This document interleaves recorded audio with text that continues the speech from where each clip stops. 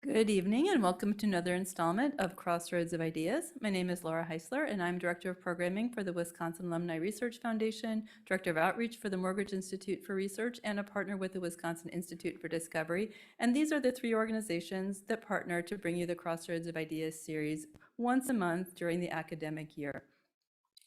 In just a moment, I'll be mentioning some upcoming episodes of Crossroads that you might want to get on your calendar. But before we get started, I want to start by acknowledging the land that we here at UW-Madison are on. UW-Madison occupies ancestral Ho-Chunk land, a place their nation has called Teejop since time immemorial. In an 1832 treaty, the Ho-Chunk were forced to cede this territory.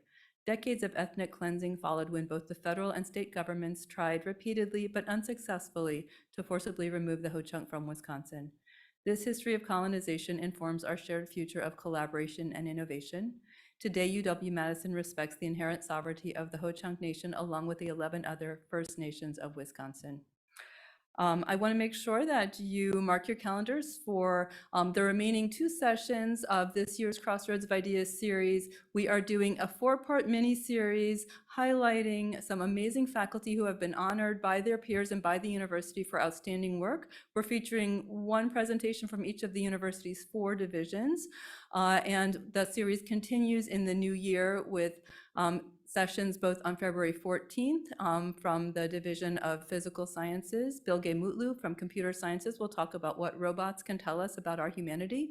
And then the series wraps with political scientist Jessica Weeks from Social Sciences Division on what do Americans think about foreign electoral intervention. So you'll want to make sure to mark your calendars for those events.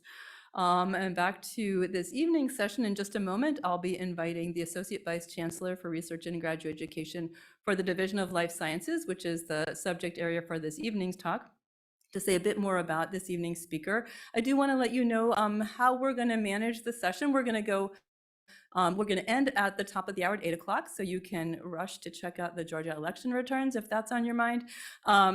But if you, what we always do with Crossroads is we have a talk and then we have time for audience questions. So most of you are actually participating online. So I want to ask you to use the Q&A function in Zoom for your questions, and I will voice your questions for you. So I will read them and we'll get to as many as we can. If you're in the room, we're going to ask you to come up to the microphone in the middle of the room. And depending on how many questions we have, we'll go back and forth between those in the room and those online.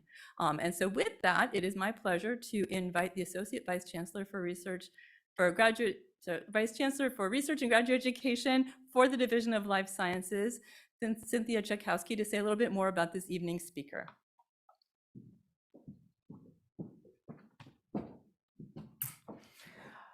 Thanks, Laura, and good evening, everyone. Crossroads has been a staple of the Discovery Connections programming since 2014. And this year, we're really pleased to highlight the work of several UW faculty who are not only thought leaders in their respective fields, but also honorees of awards sponsored by the Wisconsin Alumni Research Foundation, WARF. WARF, along with the UW Office of the Vice Chancellor in Research and Graduate Education, is pleased to collaborate in bringing these faculty to you in hopes that we can all learn more about the ideas and share issues that's driving discussion and dialogue in our world today. So tonight, I am really honored to introduce Dr. Megan Moreno, who is a professor of pediatrics and an affiliate professor of educational psychology at the University of Wisconsin-Madison. Dr. Moreno is a principal investigator of the Social Media and Adolescent Health Research Team, SMART, and her research focuses on the intersection of technology, social media, and adolescent health. She is a recognized national expert, and this year, the American Academy of Pediatrics appointed her as co-director of a new center of excellence focused on creating a healthy digital ecosystem for children and youth. Dr. Moreno recently won the WARF Award, which is a Kellett Award, and her research has transformed how we think about the role of media in adolescent lives and how we leverage media to improve adolescents' health. To date, her research team has contributed one of the largest bodies of evidence in the area of adolescent health and social media. Dr. Moreno is passionate about adolescent health and leveraging her research findings and others for real life impact for teens and their families. She's authored over 150 research articles, and in addition, she's the lead author on the American Academy of Pediatrics Public Health Policy Statement, Media Use Among School-Aged Children and Adolescents. In addition, she's also written and edited multiple books related to technology and adolescent health. I'm really excited about hearing this talk tonight, and the title is Facebook Depression, Untangling the Evidence Around Social Media and Mental Health for Teens. Welcome, Dr. Moreno.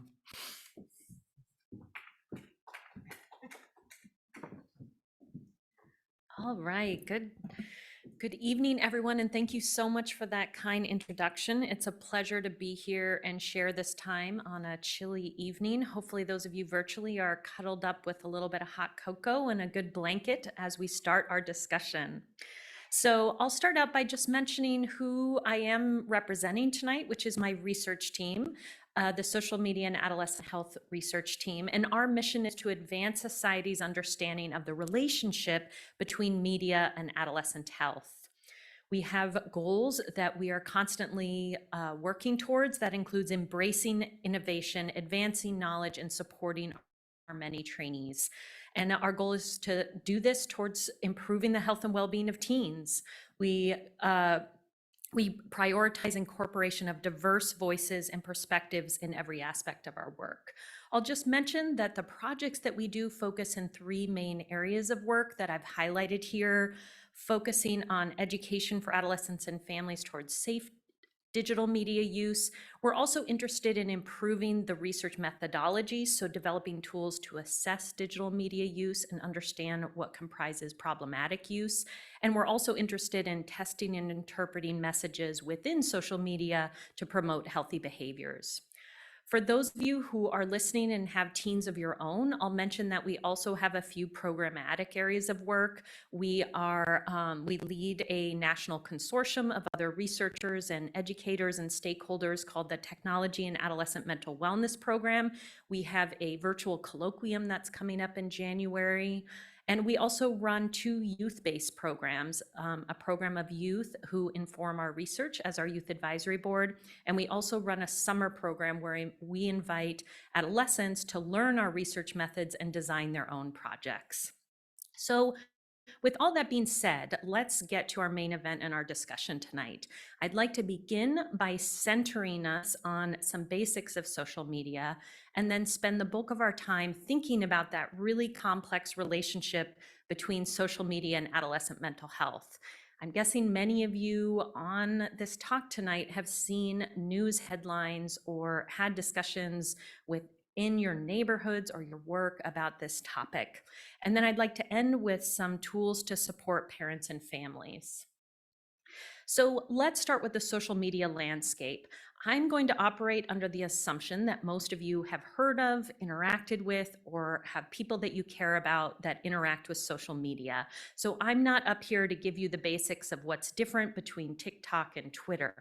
What I'd like to ask of all of you is to let go of your knowledge of brands and platforms, and let's take a minute to center on a few of the key elements of social media and how we interact with it. And that will inform our discussions as we go forward.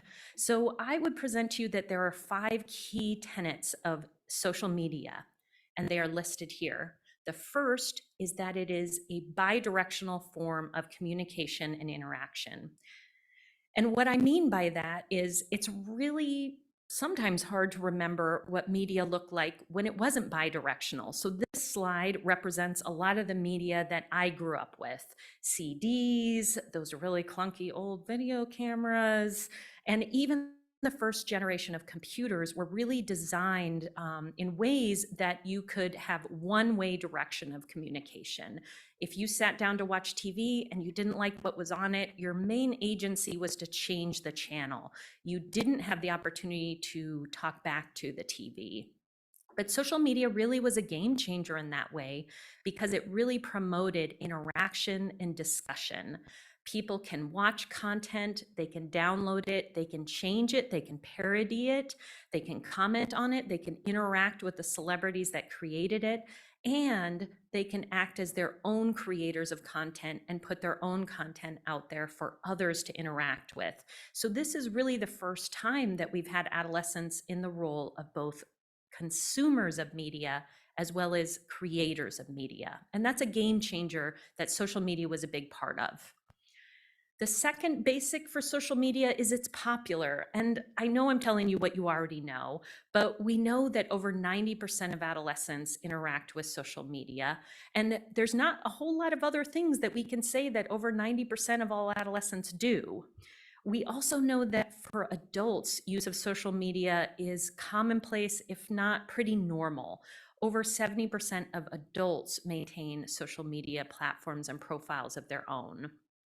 And what's interesting at this era of social media is that multiple platforms are the norm. In the early days of this type of research, teens would describe themselves as, I'm a Facebook person, or I'm a Twitter person. And now teens maintain multiple profiles on different sites, almost like the way that we would think of managing a stock portfolio. They're managing different aspects of their identity and their interests across these different platforms. So social media is also pervasive. If any of you have tried to drive through campus over lunchtime, you know that you have to be extra careful to not hit the people who are crossing the street because so many of them are looking at their phones rather than looking around. And this photo here was one that I took at the University of Washington Student Union. These students were really gracious to allow me to use this photo, but you can see that they're there together. They're both on their phones, and the gentleman has actually borrowed the phone from the friend next to him because he's calling his friend with his phone and he wants to also text people with the other one. So it really gets at just how much these devices have been woven into the tapestry of our lives.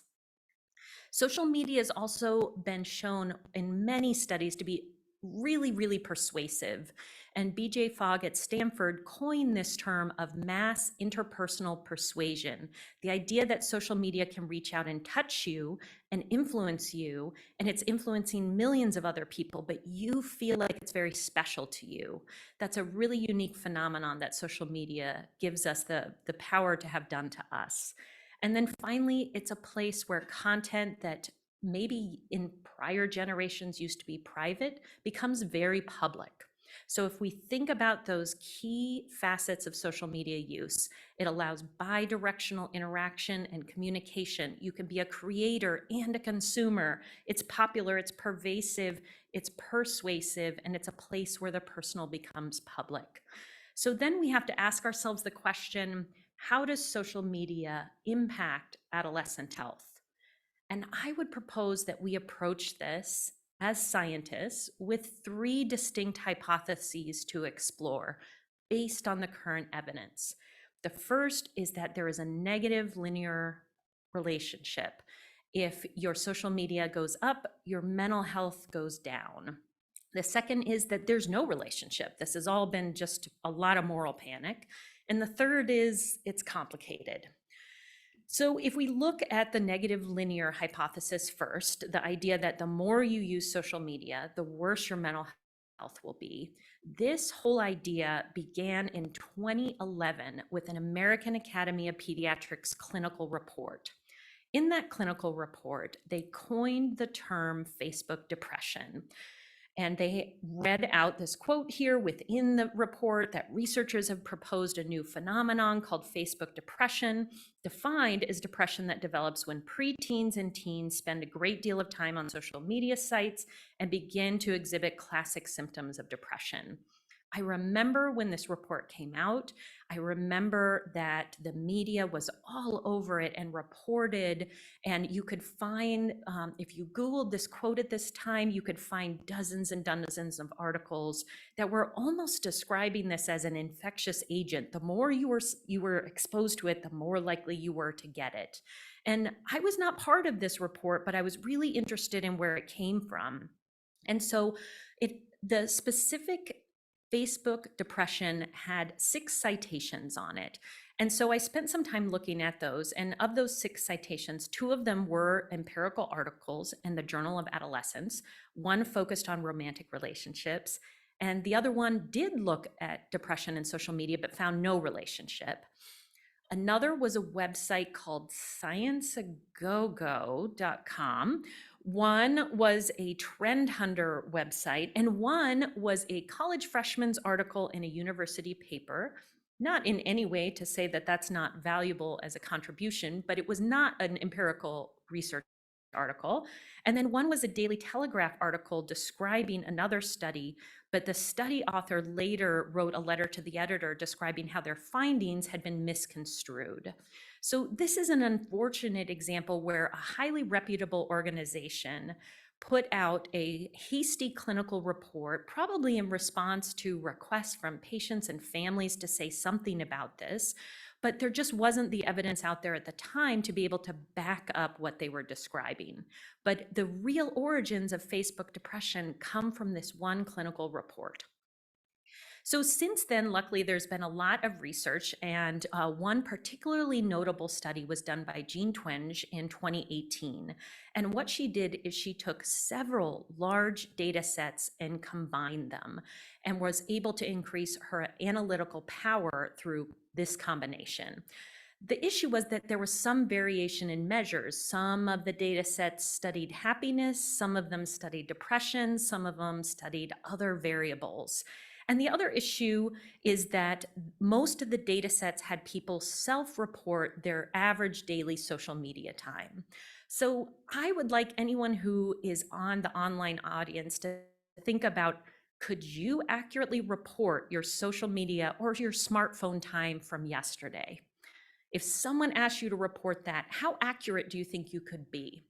Because I would suspect that I would be highly inaccurate, and this is stuff I think about a lot. So issues in measurement with this study, and what they found and what they described in their conclusion was that the happiest adolescents, remembering they're studying happiness, were those who spent a small amount of time on electronic communication. But unfortunately, when this study started to get press, the statement that they put out to the press was that adolescents' psychological well-being suddenly decreased after 2012, possibly due to their spending more time on electronic communication. So that was the message that they chose to put forward from this study. So those are our two big ones that really have pushed forward the narrative around the negative linear. Let's now think about the idea that maybe there's no relationship, but we need a caveat for that. We need to say what we mean by that is there's no clinically significant causal relationship on populations of adolescents, because that's really what we're talking about, population level effects. So what do we know about studies in this area? Well, we have one study that was done here at UW-Madison with Lauren Jelenchik, who was an MPH student at the time, and she did a study where they used ecological momentary assessment. That is a study approach where you send people random text messages during the day and ask, are you on your phone now? How long do you think you've been on your phone? What are you doing? And that's shown to be an approach to gather little bits of data over time that reduces that cognitive burden of trying to remember how much tech you've had in a whole day. And using this more precise approach, she was able to find that there was no association between the amount of time spent on social media and the participants' self-reported depression symptoms. Now, there's a second study that's really a landmark, and it's a little more recent too. It's by Andrew Przybylski, who's at Oxford. He did a huge study with over 120,000 adolescents in the UK, and they found that there was no association between mental well-being and moderate use of digital technology, and some measurable small negative associations for people who had very high levels of engagement with social media. And you might be wondering why there's a picture of potatoes on this slide. This study became known as the potatoes study when it was released into the media, because they also measured adolescents' daily consumption of potatoes. And they found that the level of harm that social media caused was equal to the level of harm by eating too many potatoes.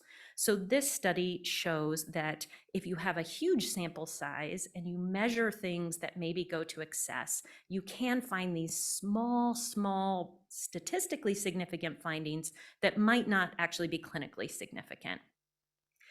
So those are our studies on the no significant relationship. Now let's get into the good stuff. Let's get into the idea that it's complicated. There's a couple ways that it might be complicated to look at social media and mental health.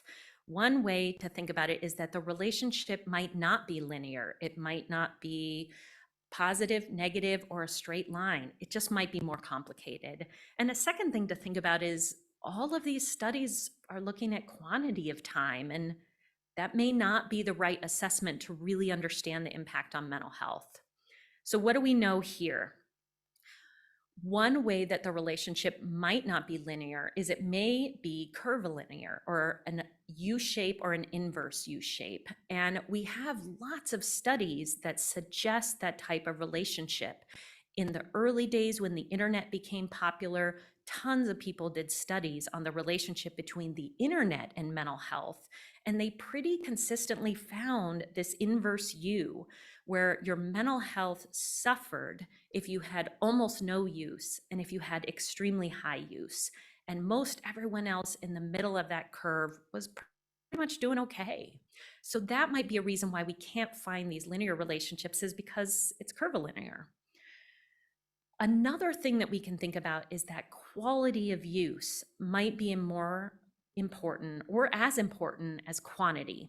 One of my favorite studies is from Ethan Cross at Michigan back in 2013. This is kind of a retro study now, but he also used that ecological momentary assessment, little random check-ins to get data from people, asking them, what are you doing right now on social media and what is your mood like? And what they found was that if you were interacting with social media in passive use, so by passive use, I mean scrolling, that was associated with worse well-being. But if you were engaging in what they called active use, so interacting with other people, messaging, commenting, creating content, sharing content, that was not associated with negative outcomes. So that study got at your behavior and how your behavior and what you're doing on these platforms might impact your well-being. Another part of it's complicated hypothesis is a tough one, especially if you are a parent, and I am, is that what we're finding more recently is that parents might play a larger role here than we initially understood. So one thing that we often hear about is that patients and when I see patients in clinic, parents will describe what you see on this photo, that parents are trying to interact with their kids and their kids are always on their phone. But what I hear from patients actually looks more like this, that patients and kids are going to their parents to ask for advice or to coordinate a ride, or they want a peanut butter sandwich, and that their parents are the ones saying, hold on, I'm almost done, or I have to take this, hang on, that they are getting that kind of messaging from their parents. And so studies are starting to show that parents' quantity of use can have negative outcomes on kids. So we did a study which found that adolescents who were very resilient, who did not struggle with symptoms of depression, who described social connections and well-being, but were also pretty high-tech users, they described that one of the key factors for them is that they had really strong parent-child relationships and that they did not experience their parents being on social media very much.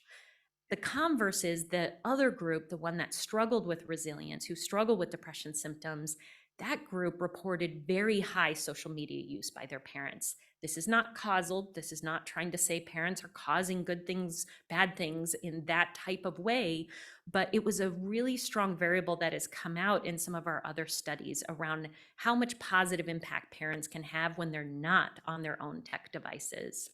There's a second study that came out in the recent past that showed that increasing levels of parent social media use. In this study, they found 15% of parents reported 8 hours a day or more on social media, and that the parent social media use was associated with adolescent depression. So this is a new direction for the field. It's new data. There's more we need to know, but it's really an important thing to think about all of the positive impact that parents have on their kids and on their teens. So where are we now? We've explored these three hypotheses, that it might be a negative linear relationship, there might be no relationship, or it might be more complicated than we thought in a couple different ways. Well, one of the studies that has come out and made a big impact is this synthesis and meta-analysis by Candace Odgers.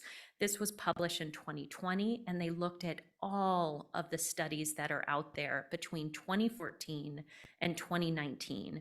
They looked at cohort studies, longitudinal studies, survey studies, and studies using that EMA method I mentioned. And their conclusion was that most research has been correlational. So we can't say it's a cause. We can't say that social media caused depression because we don't know if the depression drove people to social media.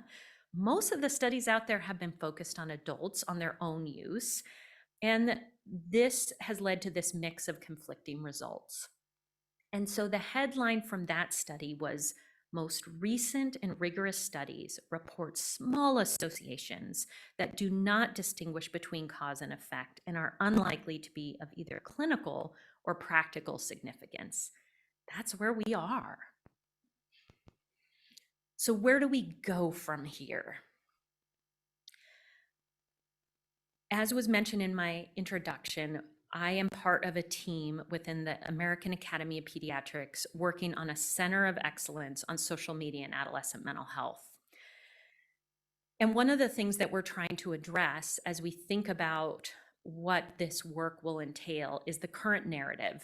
And the current narrative right now, if you overhear people talking in a coffee shop or talk to teens or even talk to parents, is phrases like this: I'm so addicted to my phone, or I'm so addicted to TikTok, or this narrative of, oh, I've been using my phone all day, I'm so bad, I know I'm bad. Or this idea, oh, social media is all evil, they're trying to do things and it's gonna make us bad people. And that's not a great narrative for adolescents to grow up in. We have some studies that suggest how much the narrative matters. We did a study a number of years ago about how reporters describe bullying in news stories. And what we found was that there's two types of ways that journalists write these stories. One type was categorized as fear-based. These are stories about the kid who died from suicide because of bullying, or the horrible bullying that impacted dozens of kids at one school. And then there were also studies, news stories that used more of a public health oriented approach, saying, here's something to happen in this community, and here's how the community rallied around it, and here's what the schools are doing in response, and here's what you can do if you're worried about your kid. And what we found is when we went and showed families these different types of news stories, we kept track of what they said. And after reading the fear-based stories, families would describe feeling sad and feeling hopeless and feeling like, if that happened to me, I don't know what I'd do. Maybe I'd hurt myself too. There's nothing else you can do. The news story is saying this is what you could do. Or feeling anger. And that was so different than what we heard from families when they read the public health oriented articles. And they would describe, wow, that was a really sad situation, but the communities really rallied around it. And I had no idea that school districts could do that. Maybe I can talk to my school district and see if we can do this kind of policy.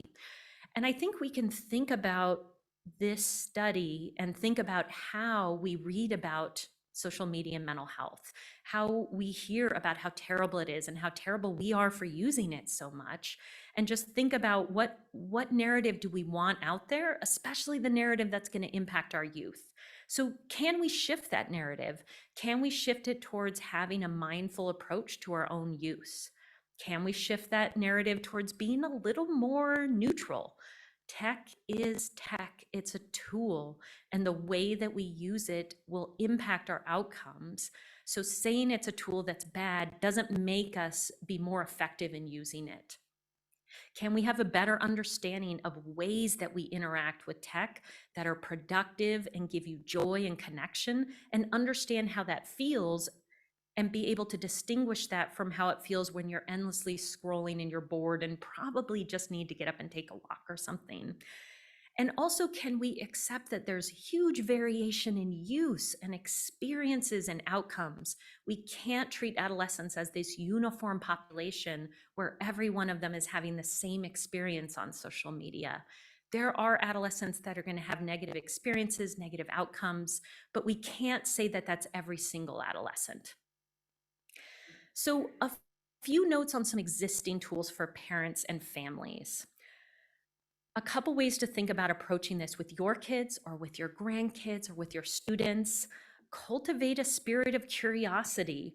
Acknowledge that kids are always going to be the tech experts for us. Ask questions of teens to talk about the benefits and what they see as the downsides of their use. And then consider your own use and what the benefits and risks are of when you're interacting with tech. A couple things maybe to not do. Try to avoid language that dichotomizes technology as all good or all bad.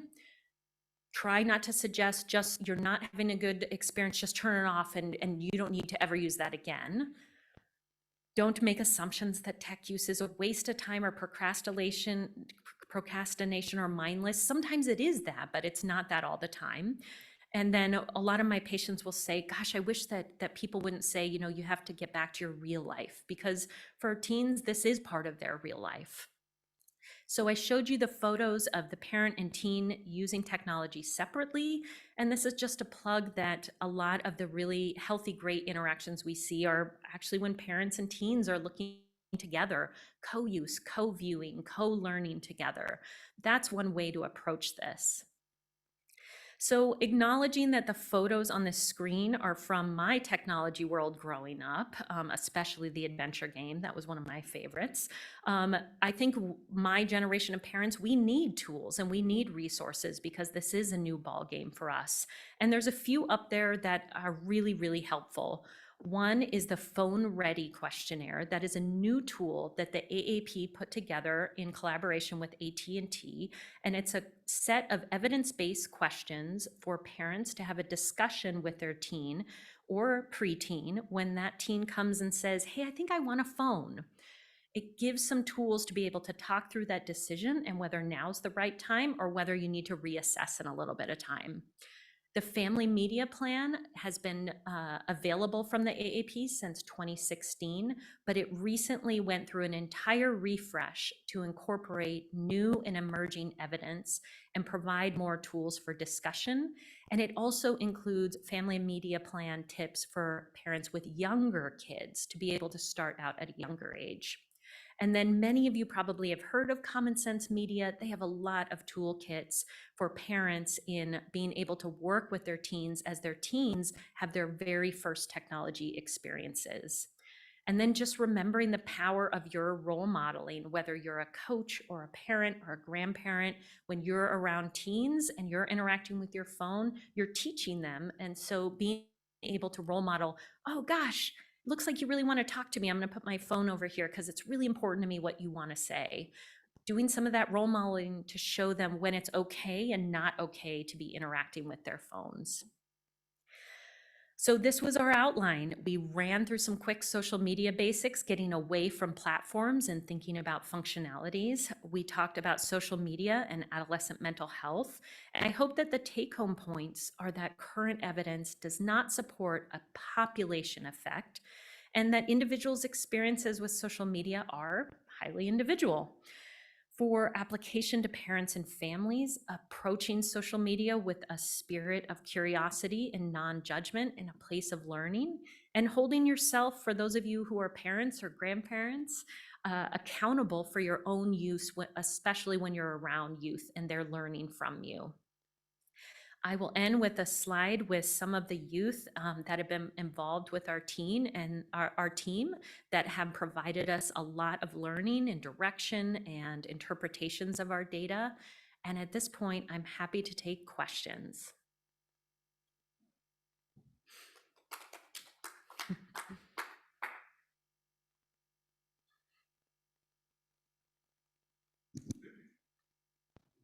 We do have an online question from M. Nasca who asks, is there anything you can say about the quality of the topics or activities that are engaged in, for example, homework versus gossip?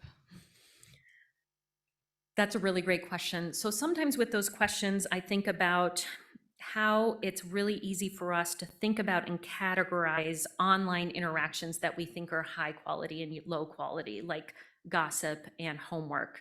But I think in the offline world, we should probably do the same thing, right? So we know that doing work at our job is important and high quality, but it's also sometimes kind of nice, especially for those of you who are working in person, to bump into somebody at the water cooler or proverbial water cooler and actually catch up or talk about the weekend or talk about things on Netflix. So I think recognizing that there's really a lot of parallels between offline and online. Some of our actions and behaviors online and offline are really high quality and productive, and some of them are just kind of goofy.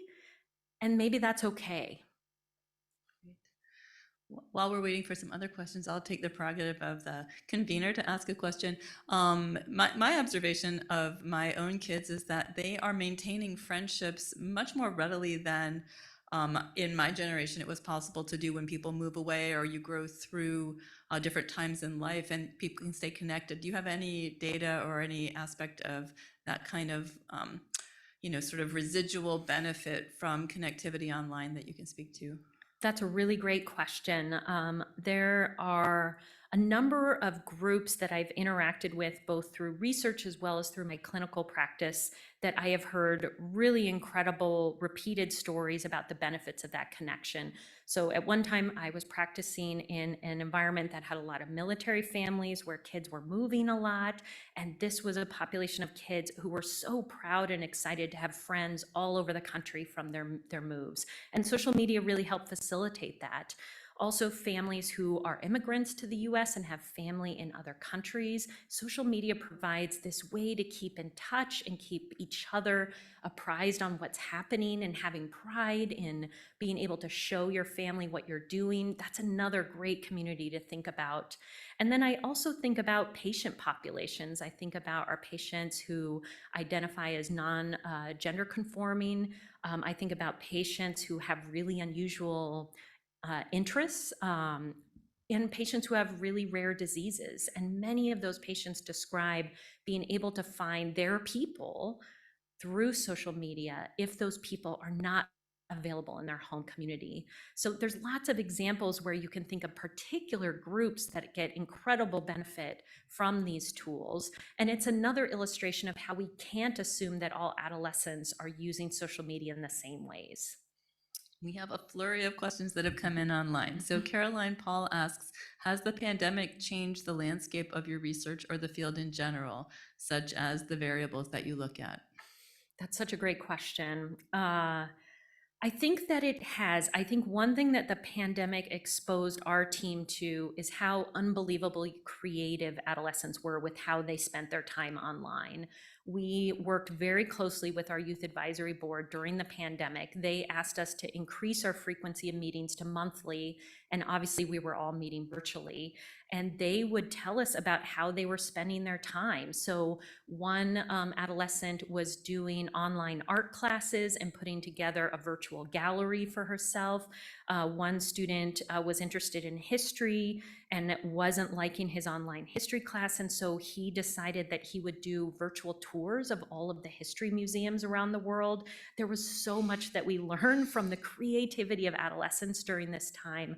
But if you look at the news headlines during that time, they say adolescents are on social media more than ever before. It's an epidemic. It's the second epidemic is adolescents on social media.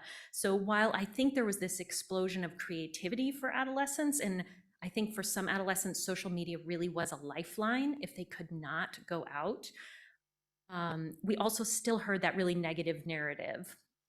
Interesting. Gabe asks, do you know whether parental monitoring of social media use may impact adolescent mental health? That's a great question. Parental monitoring is a great question. I think this is where the family media plan can be a really useful tool because it's really meant to be a discussion starter and a convener to come to the plan that works for you and your family. So for some families, social media monitoring is absolutely essential, and that can look like lots of different things. That can mean sitting down with your adolescent and looking at their profiles. That can mean setting the expectation that you will have the password for their profiles. All of those are options on the table, but it's really up to you within your family to set those expectations and rules, figure out what the values are that those expectations and rules are centered on, and then have that monitoring go on indefinitely. I've found many families will set up rules, but after a few months, gosh, it's exhausting to sit down and have to look at every one of my kids' profiles. And then that rule doesn't really work anymore if you're not following through. So I think it can work, but I think the real challenge is figuring out what is the suite of rules and guidelines that's going to work for your family and that's going to apply to you as well as your kids and that you're going to be able to follow up on. Roger has a comment. Thank you. You did a great job of explaining that there are so many ways to use social media. I'm in my 50s and live with civilian complex PTSD and have found many social media groups specific to the mental health struggles that I live with, and many people there are finding the same. Thank you so much for that comment. That's a great story to share. Thank you. And now Alan has a couple questions. The first is the numbers you mentioned, such as 90% of adolescents are active using social media. Is that 90% in the US or worldwide or? Great question. So that data comes from the Pew Internet and American Life Center, which is where a lot of the US-based technology trend data comes from. I think actually they recently had an updated report and it might be over 95%, but that's the go-to source. The Pew Internet and American Life Project is the go-to source for that type of trend tracking in terms of what youth are doing and what adults are doing in their technology access. Great. And Alan's others was a comment, actually, just thank you so much for this excellent presentation and the great work of the many behind it. Rachel Becker has a question. Has there been any research into how adolescent mental health outcomes, positive or negative, may differ based on the specific platform used? That's a great question. So you have noticed that in my talk, I have really intentionally avoided framing around platforms. One of the reasons for that is that platforms come and go. One of my first research projects was on MySpace, if anyone remembers that one. Some of them come and go quickly. Some of them have been more lasting. Facebook, Instagram, and Twitter are probably the three giants that have been the longest lasting. Although even now, I think Twitter is a little bit in jeopardy. So my team and I, we have tried to focus on the functionalities or affordances of these platforms. Things like social connection, identity development, information transmission. And we look at the different platforms and what those platforms offer to adolescents in terms of those functionalities. And that way, when we have findings about that platform, we can interpret them in terms of functionality instead of in terms of brand name. So that's the approach we've generally taken. And it's been a really helpful approach as the platforms have shifted. So one quick thing I will share is that to illustrate this is that identity-rich platforms where you are expected to have a profile picture, where you are expected to use your real name, where you connect to people you know, there's a lot less quick lashing out type of behavior when it's tied to your identity. In contrast, identity lean platforms, things like Reddit, things like the now defunct Yik Yak, those sites tend to promote more troll behavior, more online bullying, because there's no identity attached to it. So that's an example of one concept that we can look across platforms and see how are the functionalities of that platform supporting that behavior. Thank you. Will has a comment and a question. As a young adult whose friends primarily use social media to communicate, I feel pressured to use social media regularly to stay in touch, but talking with friends frequently leads to endless scrolling because I'm already in the app. How do I best work to separate my productive and non-productive social media use? Should I have a conversation with my friends about using non-social media communication, texting and phone calls as a more neutral primary form of communication? Oh, I really appreciate that question and sharing that experience. I've been really blown away by how many adolescents and young adults describe to me the norm setting that happens within groups of friends. One of the things I remember learning about from our youth advisory board, and this was a number of years ago, I think this behavior is more popular now, but they had decided that their norm was when they went out to eat, they would make a stack of phones in the middle of the table, and whoever's phone was on the stack last had to pay for dinner. And it was this really fun way to say, you know, we're not going to be interacting with these. Another version of it was you put the stack on the phone, but if anyone took their phone out of the stack to check it, you had to pay for dinner. So I've seen really great norm setting and communication that adolescents and young adults have done with their peer groups around, hey, I love you guys, but you know, sometimes I need a break, or we need to kind of think about it this way. And so that gives me a lot of optimism on how people will continue to navigate those conversations. It doesn't mean that they're easy conversations, but I've just seen it as more of a normative behavior to be able to say, I need a break. I'm going to step off every night at 9 for my own mental health. We have a question from Monica. Is it ever relevant to talk about addiction in this space? For instance, there does seem to be evidence of addiction with computer gaming. Is there any overlap? Oh, such a great question. Thank you for that. There is definitely evidence suggesting that there is a spectrum of what we would call problematic use. And that spectrum could start with, oh my gosh, I went on a camping trip and had no reception, and I was really nervous about missing a text from my friend, all the way to, I cannot get to bed because I'm just constantly interacting with my phone. So I like to think of problematic use as that spectrum, everything from kind of compulsion to true signs of addiction.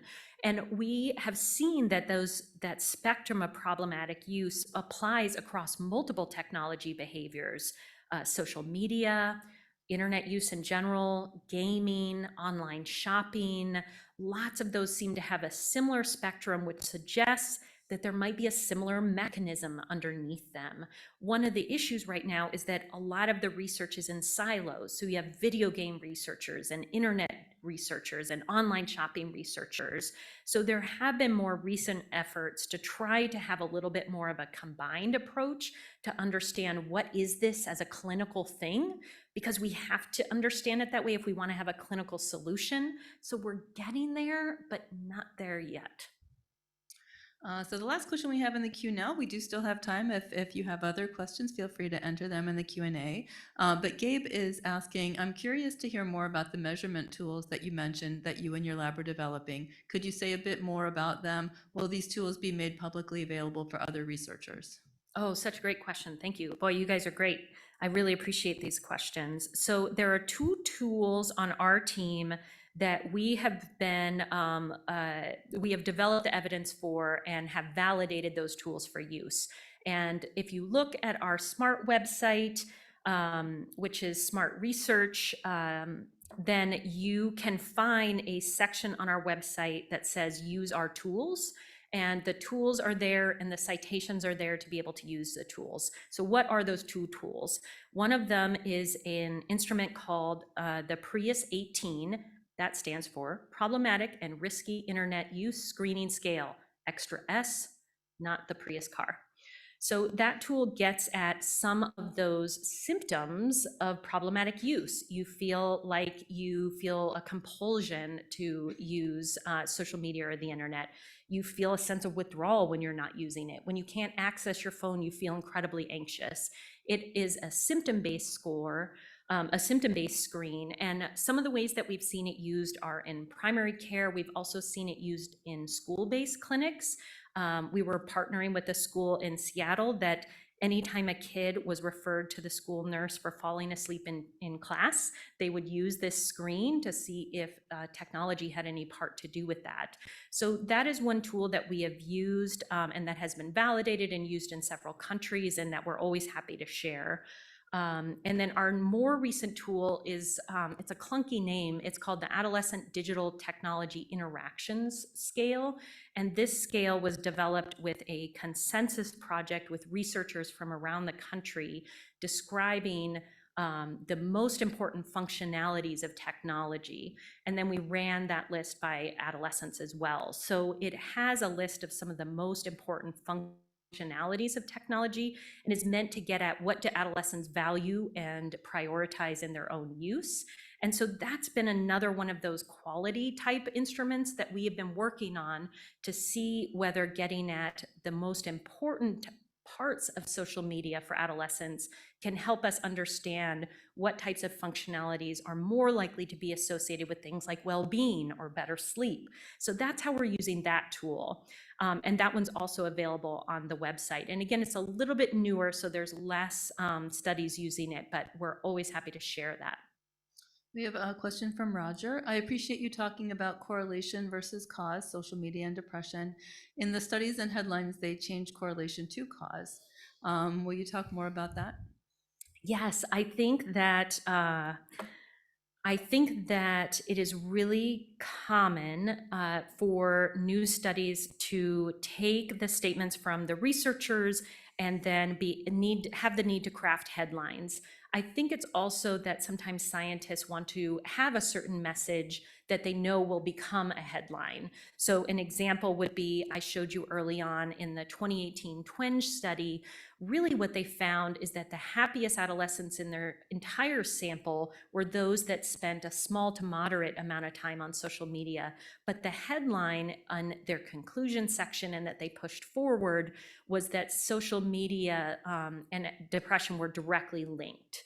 So I think that there's sometimes for researchers to want to get that study picked up by media and knowing that that's a really sexy headline.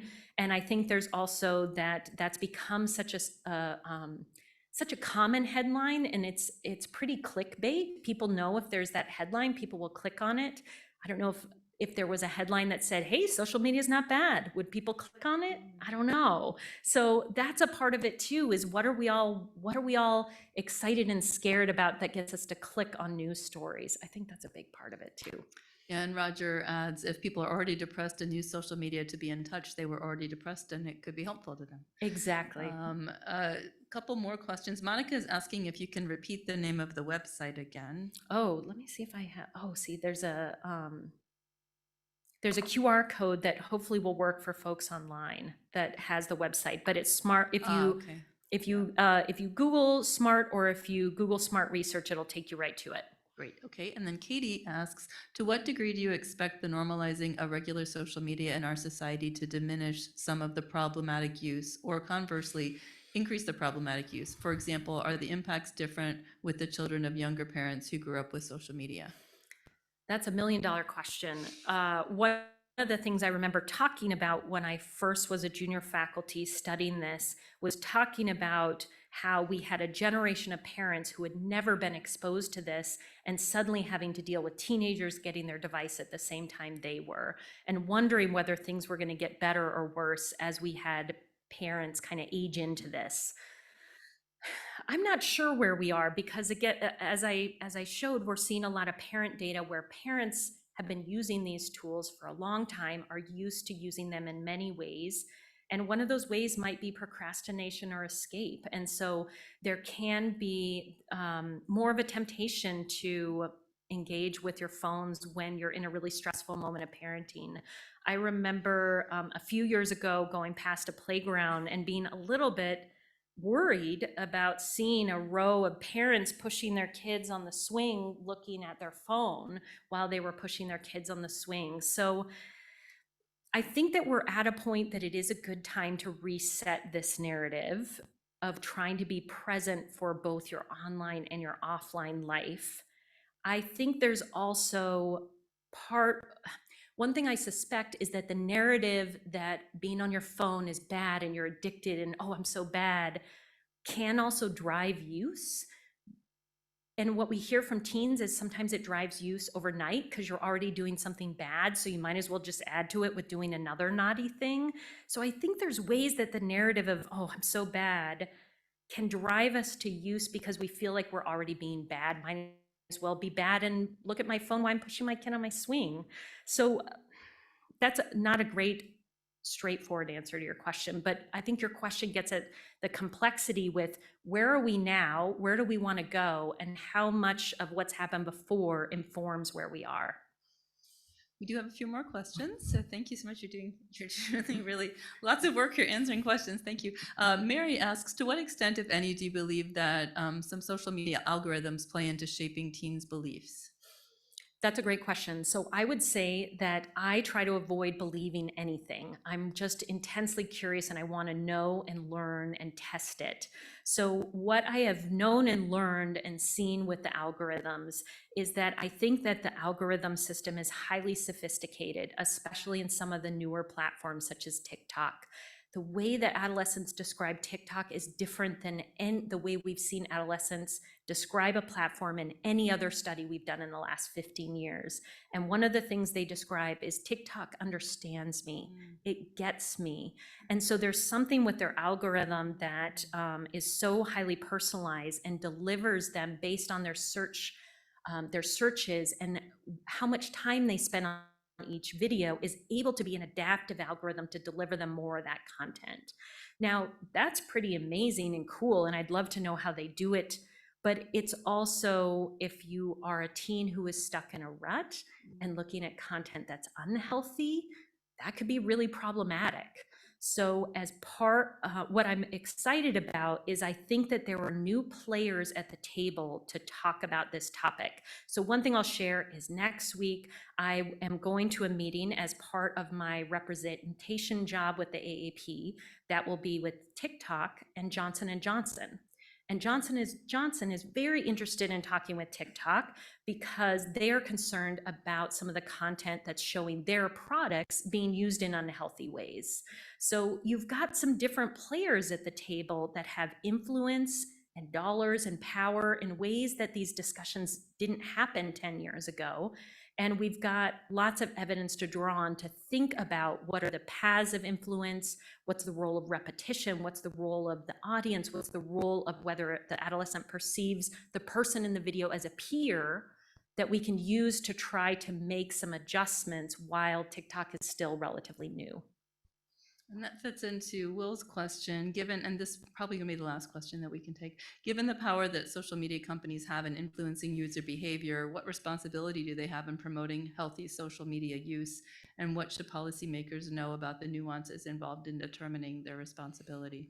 Yes, that's another $1 million question. So I think that these companies have created a product and have responsibility for that product.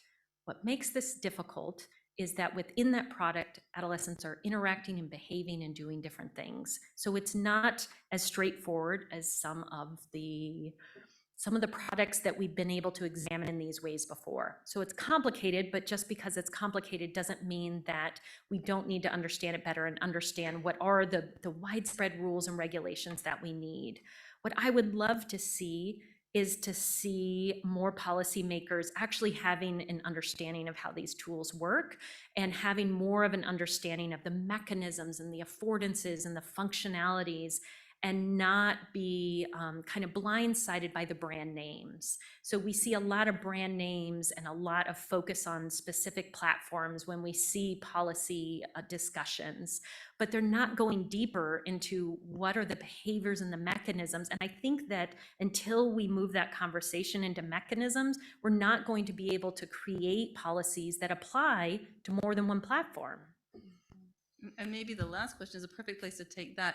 Are there enough researchers and enough resources to support all the research that's needed in this field?